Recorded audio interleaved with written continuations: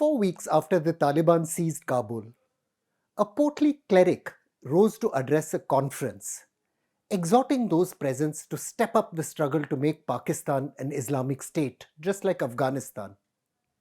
They had to hide their black clothes in shopping bags, raged Muhammad Ahmad Ludhianvi.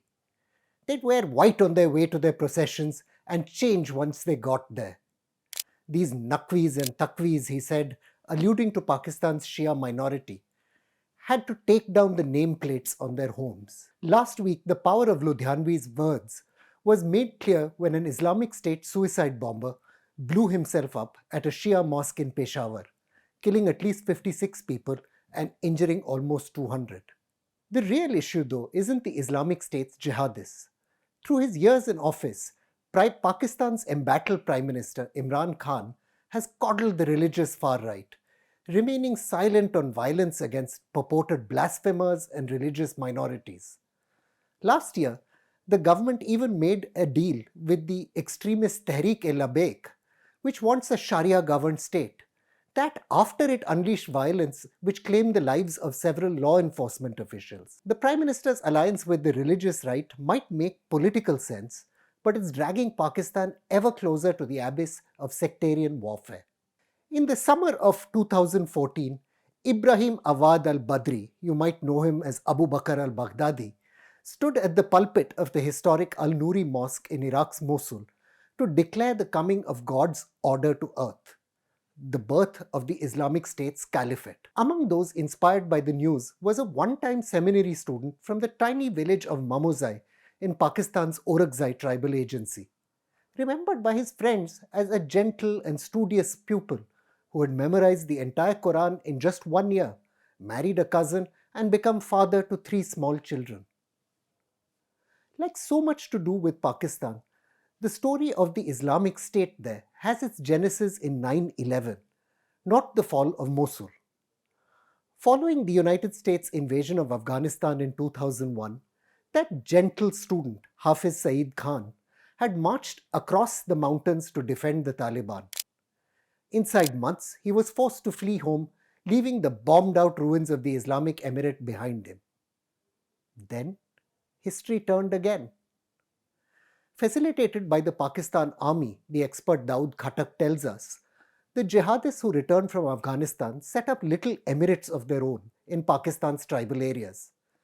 Like Khan, most of the jihadists came from families of relatively low socio-economic status. But flush with arms and cash from smuggling and extortion rackets, they swept aside the established tribal elite. By 2009, Khan had risen to command the new Tehreek-e-Taliban Pakistan across Orakzai and also served as a Sharia judge, adjudicating disputes and conflicts between local businessmen and notables. Leadership splits in the TTP, though, set the wheel of history turning yet again, this time pushing Khan to the margins of his group. Then, in 2014, fed up with rising violence, the Pakistan Army finally went to war against the TTP, using over 30,000 troops backed by air power. The terrorist group retaliated against the attack with savagery, on one occasion slaughtering over 100 children at a Peshawar school. But the insurgents were forced into Afghanistan. 4 months after the caliphate was declared, now across the border in Afghanistan, Khan and 5 other TTP commanders pledged allegiance to the Islamic State and followed up with a video which recorded the decapitation of a Pakistan army soldier they had captured. The new Islamic State network rapidly grew, drawing on the growing ranks of former TTP fighters displaced from Pakistan.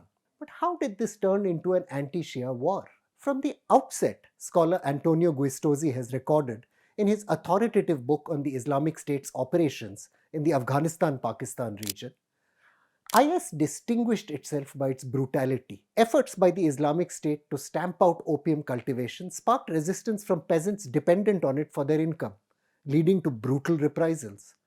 A ban on music, watching television, smoking, and visiting Sufi shrines was ruthlessly enforced. The Islamic State's lure wasn't just theological, Guistosi notes. Its commitment to global jihad guaranteed that this class of professional insurgents would have wars to fight virtually forever. even as it struggled to set up bases in Afghanistan's Kunar and Nangarhar, frequently clashing with the Taliban over revenues and territory. The Islamic State began to stage a series of attacks against Shia Muslims and others it saw as apostates.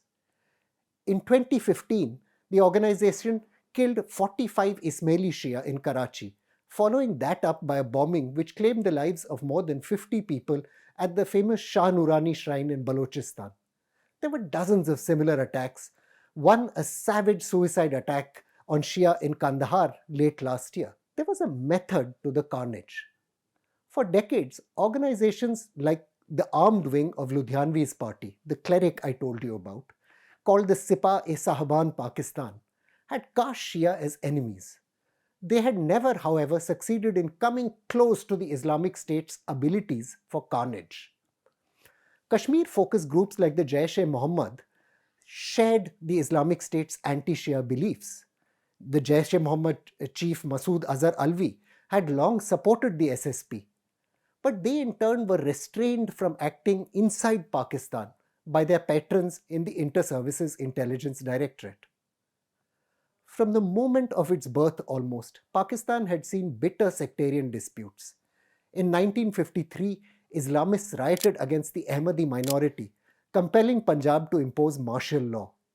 Large-scale killings of Shia had accelerated in the 1990s, powered by the jihadist groups who were given room by military ruler General Muhammad Zia-ul-Haq in his bill to build a theocratic state. Islamic State targeting of Shias allowed the organization to grow its reach among frustrated jihadists in Pakistan's heartland, Punjab. In 2015, when police disrupted an Islamic State cell in Sialkot, which was preparing to go to war for the caliphate inside Pakistan, they discovered that its members were drawn from the Lashkar-e-Taiba. From 2017, though, sustained attacks on the Islamic State by the United States and Afghan forces led it to hemorrhage cadre and leadership.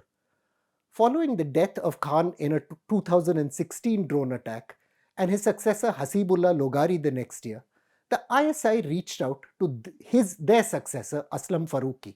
Late in 2018, Guistosi has recorded, the Haqqani network, one of the Taliban's components, brokered a deal which gave the Islamic State safe havens inside Pakistan in return for ending attacks.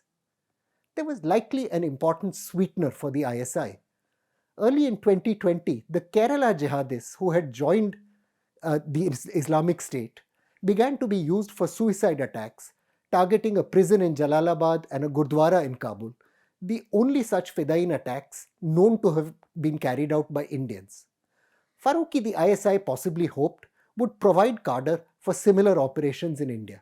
In practice, the Peshawar attacks show Islamabad's misguided policies have ended up providing safe havens for the Islamic State to attack Pakistan's people, not Indians.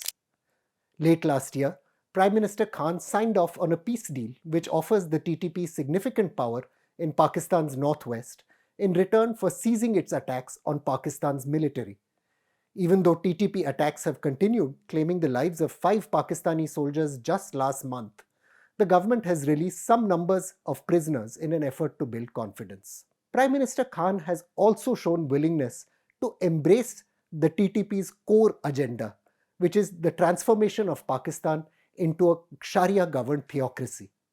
Last year, he set up a high-level committee which will promote Islam, screen curricula and media for blasphemy, and help create what he calls an Islamic welfare state. Events from 9/11 show that this art of jihad management works until it doesn't. Efforts to rehabilitate terrorists in 2001 ended up engendering the rise of the TTP. That in turn led to a war which left behind a trail of devastation and bitterness across swathes of Pakistan's northwest. And the Islamic State this war gave birth to has now returned home, cradled in the arms of the very jihadists Prime Minister Khan is embracing. I'm Praveen Swami, and I'm National Security Editor of ThePrint.